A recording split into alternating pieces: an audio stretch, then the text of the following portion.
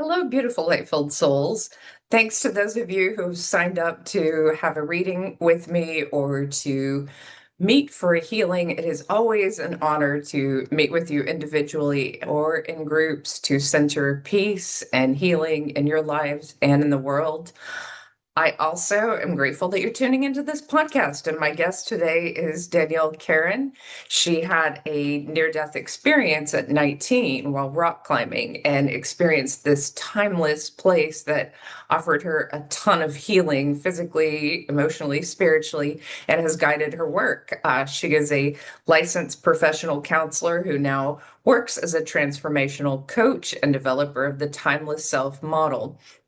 You can find her on Embody Your Power podcast. She works with clients worldwide, but let's jump in and hear from her. Well, hello, Danielle. It's great to have you on my show. Listeners love it when people jump right into their transformative experience. So I know all NDEs are different, and sometimes the after effects are the thing that is the most important. But could you begin with the accident and kind of just tell us the story? Sure. Yeah. So I was 19 years old and I was playing lacrosse in college, and my goals were to play lacrosse and become a physical therapist. And the summer after my first year in college, I went out on a rock climbing adventure with some new friends. And I was the most experienced person taking these people on a rock climbing adventure, which was problem number one. That I was the most experienced one. But when you're 19, you think you can do everything. So yeah, there we were. There was four of us out in Connecticut, and we decided to find a place there. It was a like known rock climbing area. And so two of us went to the top to hook up the ropes. And you hook them up around a tree, and then you have the ropes hanging down the cliff so that you can belay from the bottom. And that was my idea.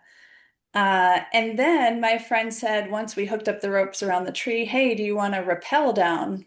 And my gut was like, no. But I really wanted to impress her. And so I was like, yes, I do. So I was nervous at that moment and I hooked myself into the ropes into my harness. And then I went to the edge of the cliff. And when you're rappelling, you jump backwards. So what happened was I jumped backwards, and in a split moment, I fell to the ground. And in that moment is where I had a very profound experience that changed my life because in that moment, time stopped or warped or was not linear. And I felt like I had a very timeless experience where I was in a space that I would say is completely black. There were no objects, there were no things. I didn't have a body, but I had a complete awareness of my experience, which was I was swimming in unconditional love. I was plugged into a sense of interconnectedness with all things. So, this beautiful sense of belonging and love and warmth and joy.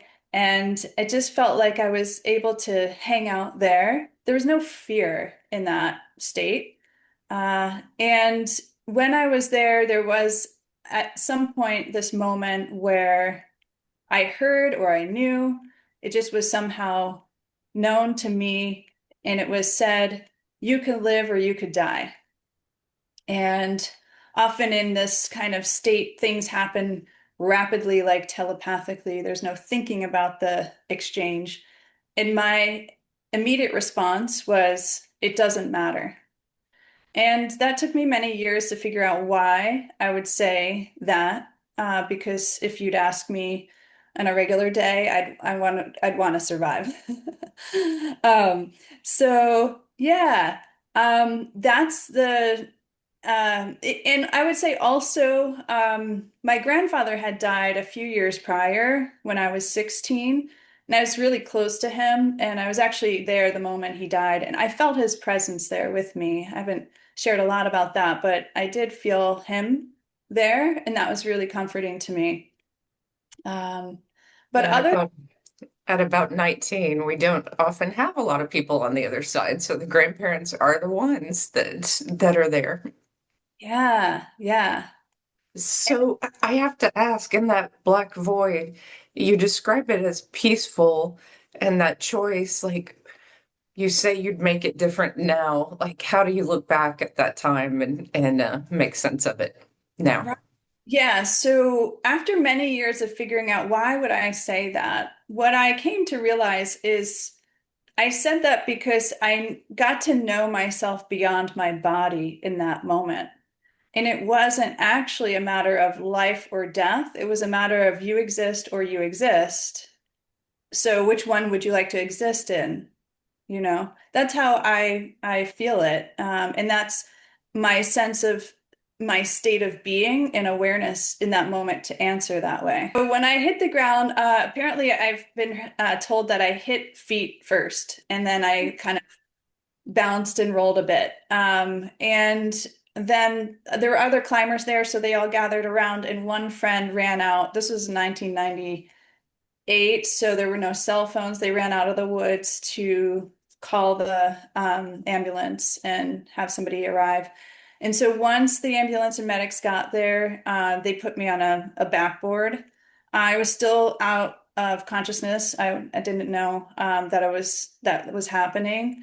But they secured me on the board, and what was really beautiful is that they made a line, all the people there, to pass me out. So they would pass me and then run to the end of the line, and so that they could smoothly get me out of the woods and into the ambulance.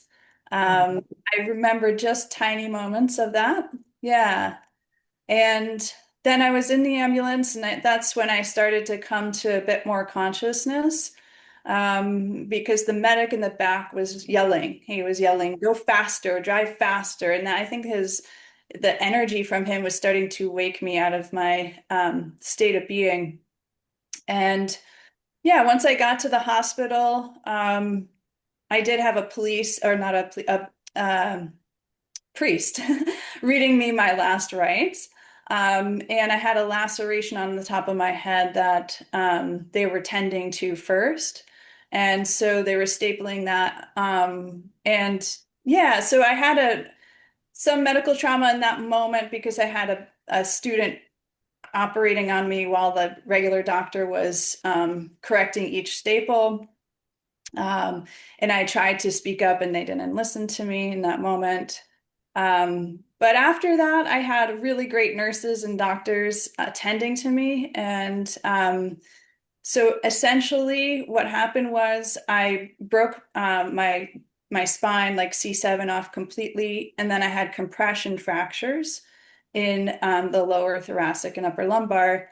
But what was incredible about that is that there was no surgery that was needed, and I walked out of the hospital 5 days later. Explain that to me, because as someone who had a major car accident, I broke T10 through 11 and had major surgery. What happened? Yeah, well, I can only guess what happened. I don't know. I mean, the staff were saying it was a miracle. They didn't understand either what was happening, why I could fall 40 feet and walk out of the hospital 5 days later. What one thing that I'm curious, I would say, about is what is happening in the nonlinear time, right? So there's different, I would say, physics to nonlinear time. And one connection I made, it just a curious connection, is when I was studying with Joe Dispenza, and he was bringing people into this exact state, which he calls the void. So it's very similar to what I experienced, completely black. There's no thing, no time, no space. And in that void, students of his would have these like instantaneous healings. Um, so, I'm not sure if something was happening in that state or it was pure like being lucky. I don't know. Yeah. Wow. Now, I'm curious though how the after effects changed you. Yeah, it definitely was a mind, body, spirit like healing that happened because, something traumatic like that can affect us on all those levels. So I just started So I decided not to continue the physical therapy because I had to go through physical therapy.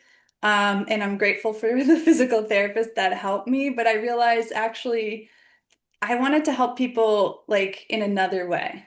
I wasn't quite sure yet, but I changed to psychology and I started studying and got a bachelor's in psychology. Um, and I guess I was really curious about, the state of the mind and how powerful the mind is.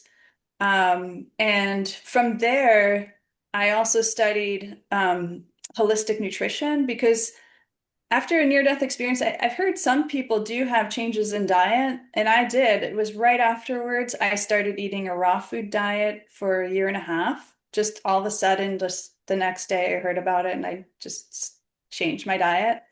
And that like inspired me to learn about holistic nutrition.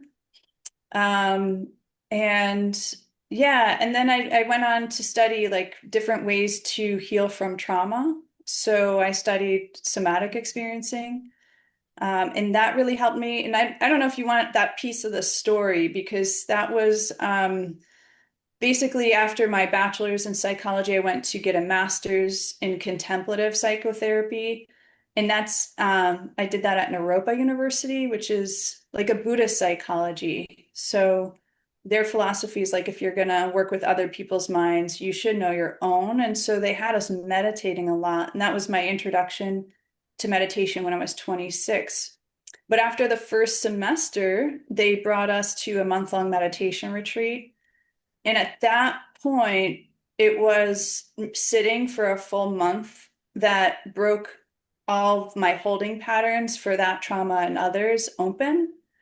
And that's when I had like full blown PTSD symptoms. So I would say prior to that, I was able to kind of somehow hold it together. Did you have that kind of experience with it where it was another form of spiritual awakening? Yeah, yeah. And I like to say, like, one definition of trauma is too much too fast. And it could even be a good thing like meditation, because it was really good, but it wasn't able I wasn't able to integrate it that quickly. And so it just blew me open. And yeah, I could feel like it was also reaching in and like kind of scraping off all that had formed around my heart in that time. Yeah. What healing did you experience in that moment? What really changed for you? In the moment of the Uh, meditation, somatic. Yes, yes. Yeah. So, well, after the meditation retreat, I just was like, my nervous system felt very sensitive and fried. Like I was sweating all the time. My heart rate was going up. I couldn't sleep. I had insomnia. I was like, just kind of my nervous system couldn't regulate. Whereas before, I think it was more at this kind of like very low, like more like down-regulated state of like just kind of checking out in a way. But now it was like hyper aroused. And so, yeah, when I was like in my program, I was searching around for somebody that would help me specifically because I had all these physical symptoms. So that's where I found the somatic experiencing. And that is a work that helps the nervous system like release the trauma and regulate. So I was really grateful to find that. And then I became a practitioner in it, but it helped me finally, I would say, not even with the trauma, but just in general, feel at home in my body. Did you ever feel like your identity had collapsed in that moment, though, from the fall when you were into athletics? And how did you integrate all that? And what's my purpose? And what was that place I visited?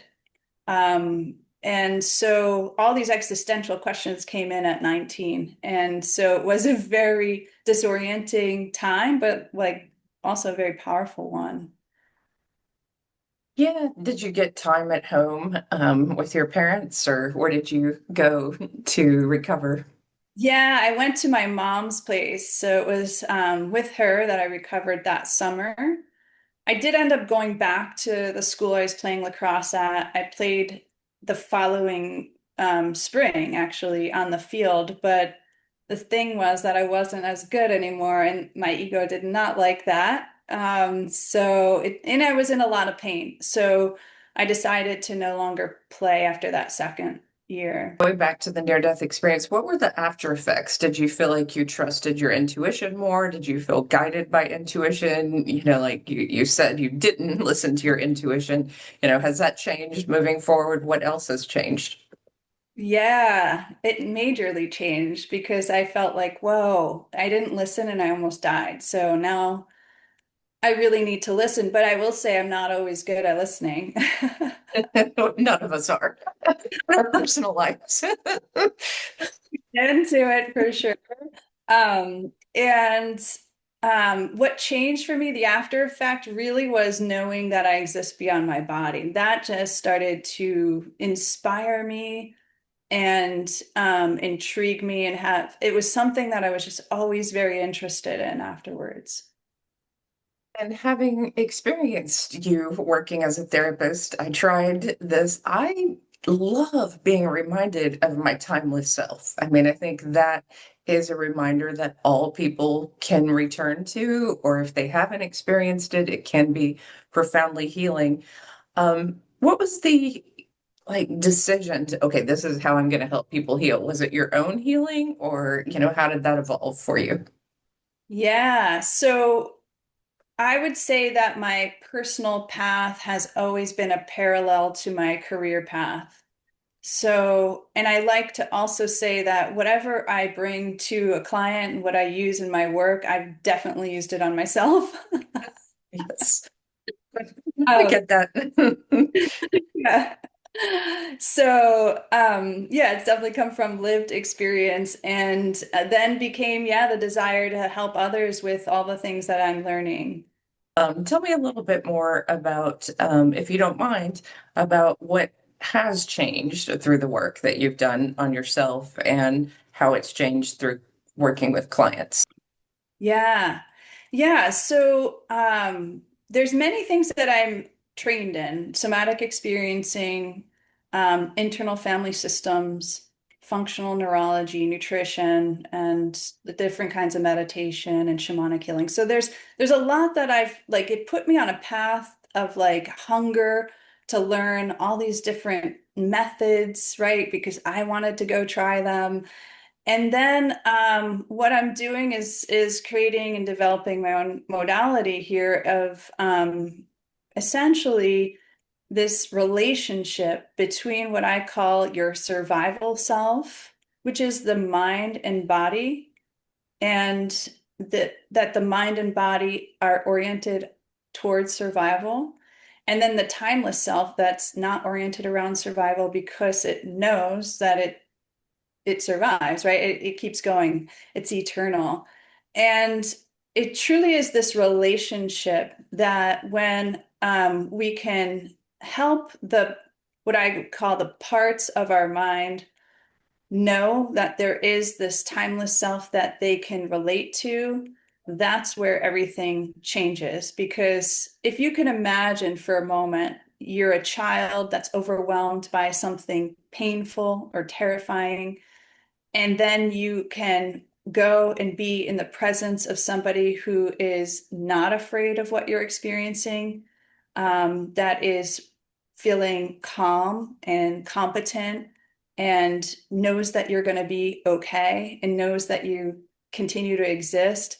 If you could feel as a child what it would be like to be in that presence, that's what I'm helping people experience in this work is that you actually have that within yourself to bring to all of your parts that are, I would say, on the journey in this life to experience the whole range of emotions, to experience loss, to experience joy, to experience fear and pain. But what's unfortunate is a lot of people don't know about the timeless self.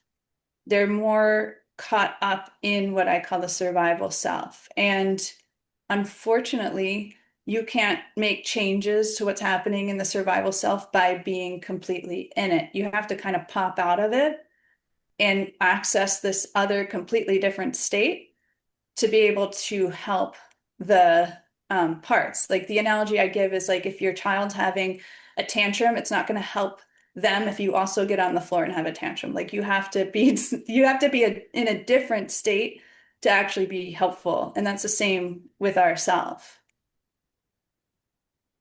I also want to ask you a little bit about the main thing that people talk to near-death experiencers about is the fear of death, which actually comes, from the survival self. But how do you give that to people, or how do you, for people who are very much in their survival self, how do you put them in that state of the timeless self, and show that to them? Right, great question. So first people are usually coming in with the parts that are they're struggling with in some way.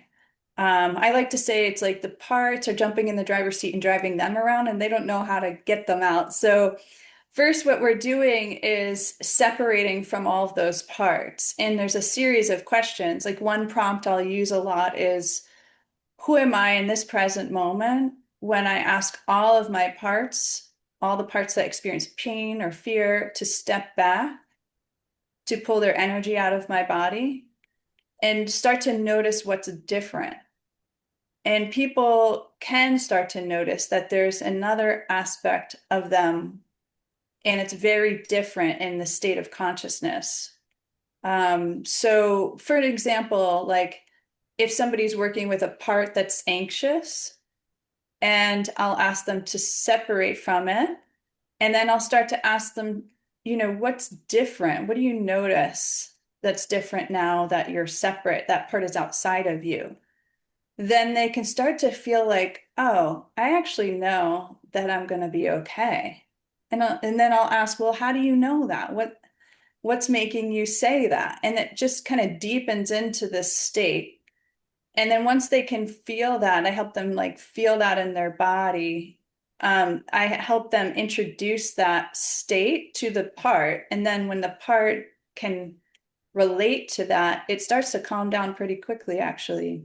So back to your near-death experience and the after effects, what were the main after effects that you felt, like the before the fall and the timeless experience and after? Like, do you look at yourself as different people almost before that time? Yeah, it's almost unrecognizable. Did you have that at all? I could look back and be like, I don't know. I mean, it feels really hard to relate to the person I was before. So it completely changed my life and who I am. And it feels like it blew open the doors to knowing myself as a spiritual being, having a human experience. Um, and in the I also say in the timeless self, we all have access to what I would call nonlinear time. So the timeless self exists in nonlinear time. And we all can tap into that. So, right, so you tap into that when you're able to get information from the other side. And what that's an element of the nonlinear time is all the clair senses. But the survival self just has more of the like traditional five senses, right? So yeah, that um there's different ways I would say that when people have near-death experiences, they access the physics of nonlinear time.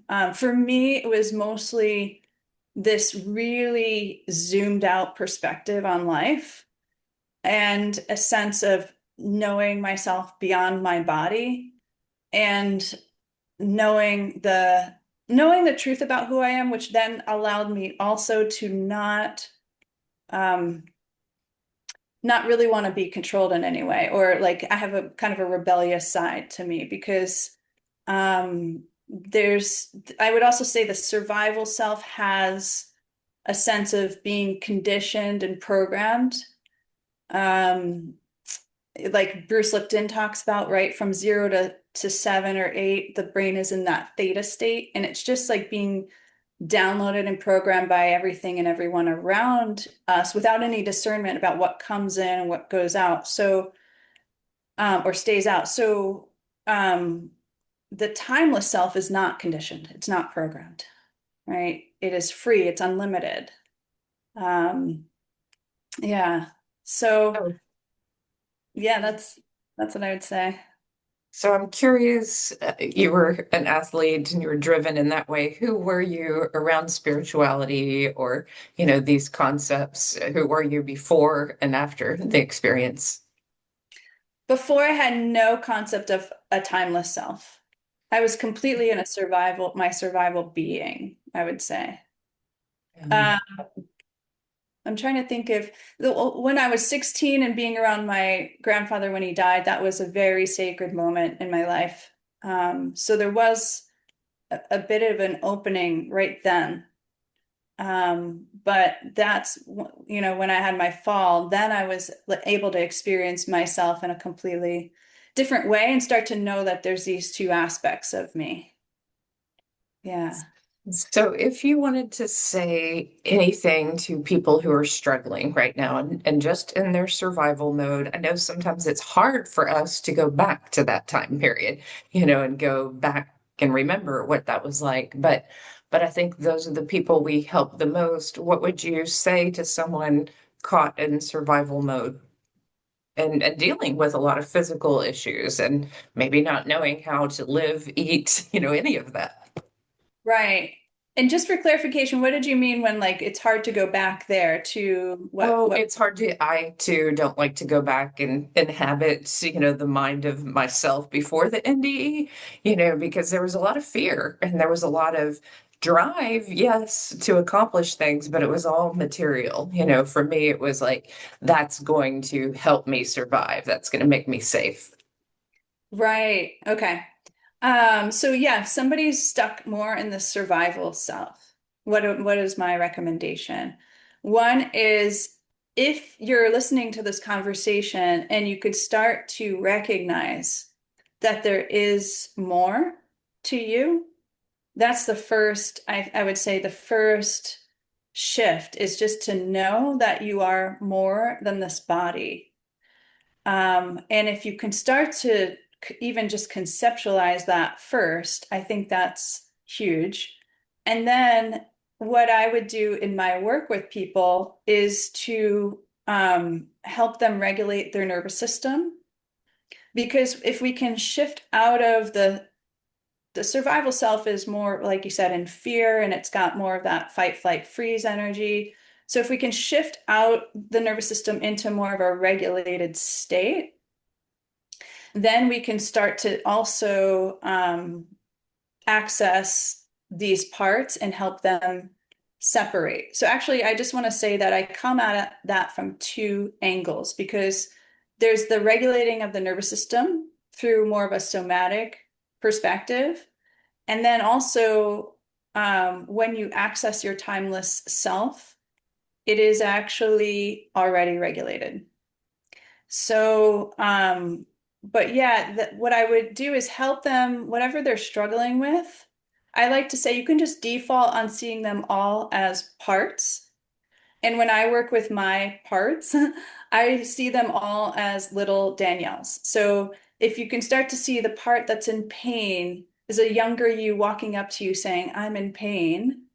And if you could start to pause that part and step back and feel into, well, who am I when I'm separate from that part? So that then I can bring my like most powerful aspect of me to it, just like you would as a parent to a child, want to bring this sense of I can be with you in that pain. I'm not afraid of you or your feelings. Tell me what that pain is like.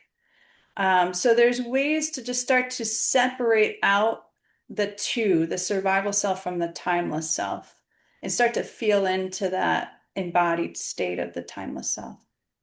In that return of power, yeah, do you want to just talk more about that and how that theme plays out? Yeah, yeah. So I would say, again, the timeless self is the most powerful aspect of us. So we do want to live there as much as possible, and our parts really respond well to connecting with it. But when there's trauma, we often like lose power until it's healed. So why is that? Well, because I would say our nervous system is built very similarly to animals, and we're here to know that we can survive and protect ourselves, and we're not wired to be defeated. And in a trauma, if it hasn't been resolved, we can end up feeling like we were defeated. We didn't come out on top. We couldn't run away. We couldn't fight back. We couldn't, protect ourselves. And especially in like childhood trauma, we're too little. We can't actually be able to do that. So there's a way to then resolve it and work through it for the nervous system to feel a sense of completion. And it's interesting because I think that's one way we're working with time right? Because it's like something happened in the past, but we can kind of open the file to that and like what we call is we give people corrective experience. So it's not just a mental exercise, but we can help people experience like to complete a fight response that never was completed, and the nervous system actually responds as if it did happen. Um, and same with the flight response, or if somebody defaulted on a freeze, which happens a lot in childhood, again, because you're too little to fight back or run away, then as an adult, we can tend to just default on the freeze. So we want to be able to work through the freeze, come out of it, and feel the power again. So yeah, a lot of healing from trauma is like this reclamation of feeling our ability and our power to protect ourselves, to survive, and to basically play out the impulses that arose in the moment but didn't get to complete. I like that description. So, and this is a big question. I'll let you answer it in any direction that you want to. How do you think our culture defines power? And how is that different from spiritual power and healing through power, a return of power? Um, so my answer to that would be that a lot of what we see in our culture named as power is actually this illusion of power. Um, because real power doesn't need to control anything, manipulate anything, have power over anything, doesn't need to fix anything, doesn't need like it's when yeah, when you're not in your true power, basically what's happening is the parts, and I would say these are the protector parts of the psyche, they're operating from fear, and they jump in the driver's seat and they take over, and they're the ones that are playing out this illusion of some kind of false power, which is usually a power over someone. But if the core self or timeless self was the one in the driver's seat and not the fear, that power would look very different. It would, again, know that we're all interconnected.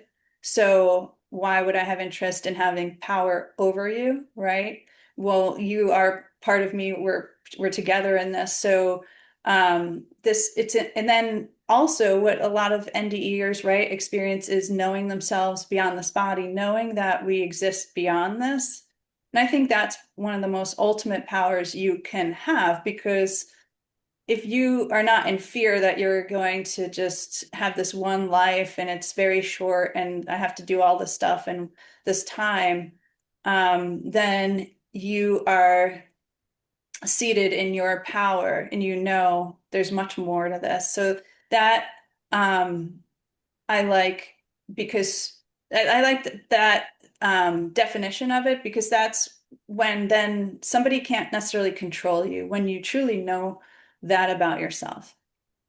I like that too. That was a beautiful answer. And, it's almost when we're triggered, we've lost our power, but it is an opportunity to heal. That's what I've noticed in life. It's a blessing to get triggered now. That's what I've found. I don't know if you feel that way, but and then the second part to that is, my father had a lot of wisdom and he would say, it's always so good when instead of getting angry about what someone says or just laugh. Like, oh man, you're too wound up about that, just to stay in your regulated nervous system.